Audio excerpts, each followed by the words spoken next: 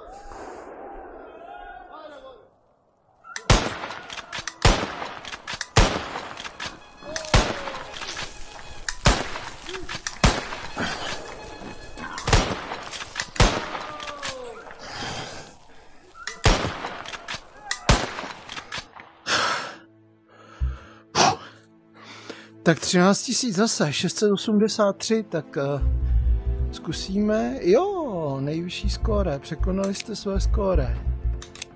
Tak jo. Takže jsem překonal sám sebe o necelých 100 bodů. Dobrý.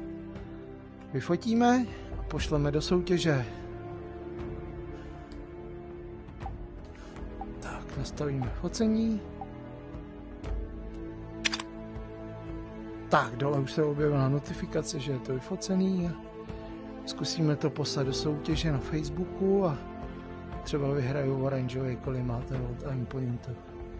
Ale myslím si, že jsou asi v komunitě gameových střelců asi lepší borci než 13 683 a úspěšnost 67%. No, uvidíme.